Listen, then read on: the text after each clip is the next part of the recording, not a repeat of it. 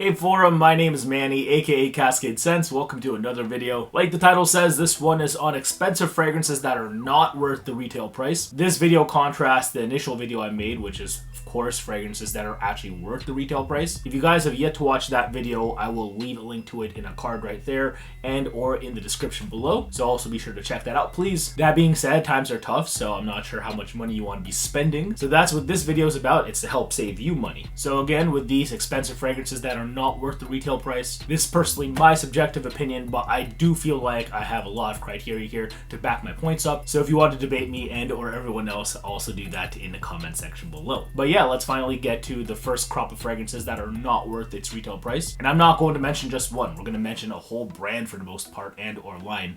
We're talking Korean millisemes. So now if we're talking entry-level millisemes like 100 ml Green Irish Tweed, for example, what does that retail for? Around $415 US if you're looking at the Creed Boutique website and or other official retailers. It goes without saying that that rate is kind of steep, especially when you compare it to the North American discounted rate from sites like Fragrance Buy, Fragrance X, and or FragranceNet.com here, and with its lowest code here, you'll see it for around just over $200 US. So that's not too bad. That's just over $2 per ml, which I don't think is awful for a niche fragrance. And overall, that's pretty much half off of retail. So you gotta save that money if you are wanting to buy Creeds, which I feel like most of us do if you are into niche fragrances remotely. I mean, of course, Creed's one of those first brands that you'll reach for, considering that they're actually easy to wear. That being said, the discount that you're getting is actually not a discount if you want to be honest with yourself. Do some looking around. Honestly, Creed is one of those brands that just hikes the prices up if you are in North America and or other places that aren't Europe and or the Middle East. Because look at what they actually go for. So we're going to cite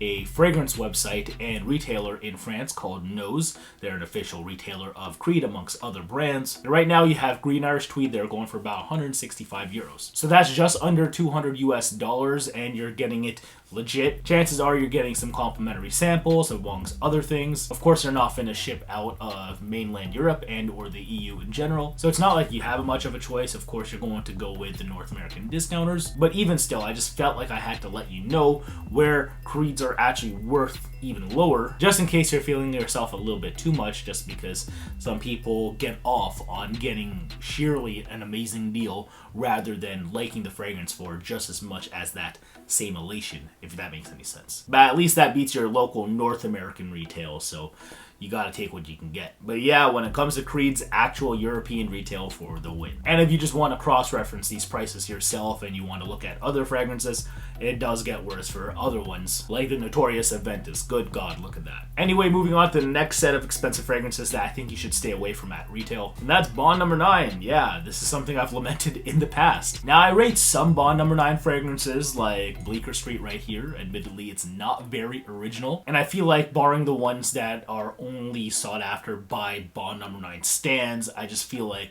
more often than not, most people are looking out for stuff like this. And or the New Harlems, the Chez Bonds, the BondNo9.coms, things like that. And yeah, we might as well take a look at something like Chez Bond. So here we're talking about $390 US for a 100 ml, which is not so cool if you ask me, if you're taking into consideration the fact that this stuff is not original as well. It's actually designed after the aforementioned Green Irish Tweed. So very similar in scent, but you're getting something further more synthetic with the Bond No. 9 kind of signature on it. That's how most of their fragrances come across, and typically they perform really well as a result, but admittedly I think they also smell cheap too, and definitely not remotely worth the 300 plus price tag that they're given.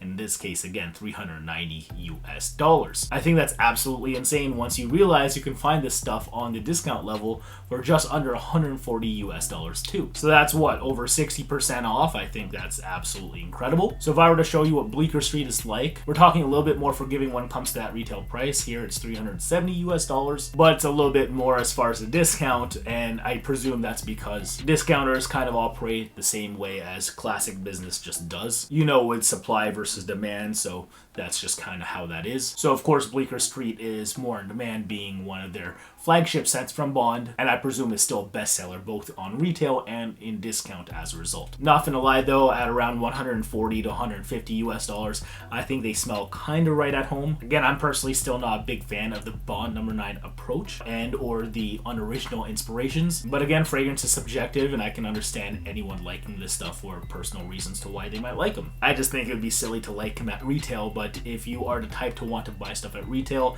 and support the artist or support the artist, then I understand, you do you. It just holy is it expensive. So again, in my opinion, just don't buy Bonds at retail. But moving on, last but not least, here we go with the final category of fragrances I do not think you should be buying at retail, and that is high-end blue fragrances. F this shit. Again, nothing wrong with blue fragrances. I'm a big fan of this stuff right here, Bleu de Chanel Eau de Toilette, as well as Versace's Dylan Blue. Both you can kind of get into low in contrast to the stuff I'm actually talking about. So this stuff that I'm most lamenting right now, I just think is way too much, and at that point, I feel like you should just be buying some of the niche fragrances that I already mentioned. So if we want to check out Dior, for example, and Sauvage, not the biggest fan of this scent, but for 95 US dollars for 100 ml, I can't hate on that. 120 for the Eau de Parfum respectively, I'm okay with too, especially when I think it's an improvement on the initial scent, which I initially thought was too metallic. But around 120-ish is exactly where I would stop the buck. Like, how much am I willing to spend for a fragrance that smells more like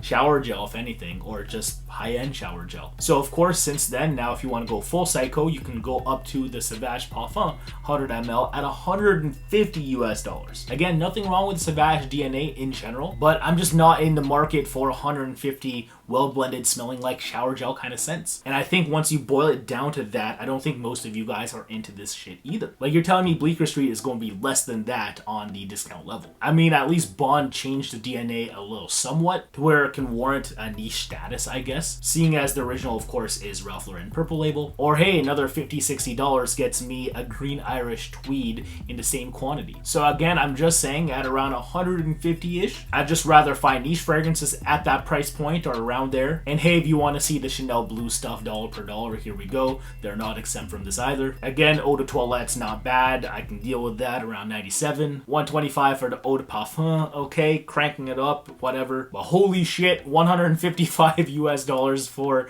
the Parfum version. F right off with that shit. But anyway, I'm ranting now. At least you know that I think that this shit is definitely not worth it. Alright, forum, before we conclude this video, I, Manny from the not so distant past and or future, has something to say on behalf of our beloved sponsor for today, and that is Ekster. Ekster makes these really premium wallets that will definitely set you apart from the rest of the pack when it comes to coolness. And while there are other quick access RFID blocking wallets out there, I think this one with this kind of motion that you just push, it's the slickest I've ever personally used. Of course, you have a nice minimalist design here that I can't also get enough of. You just have all the essentials here. So nowadays you're not carrying that much cash and the world is largely going into a more digital direction. So why not go with something like this? But the real star of the show is this guy right here behind the wallet. This is your Ekster Chipolo tracker card, and I think this thing is quite awesome.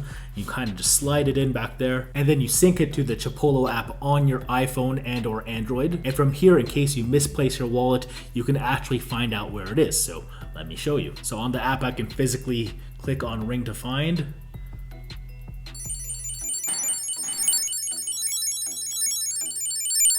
And there you go. So wherever this is at, wherever you might have left it locally and or wherever, you'll always have access to it via the app, ensuring that you'll never lose the location of this wallet unless someone actually takes the tracker card out. But this thing works both ways too, because I don't know about you guys, but whenever I'm working at home, I always seem to misplace my actual phone. And now I can use this right here in the tracker card's buzzer to actually find my phone locally if it's just nearby. So also check this out now. I'm going to double click the tracker card.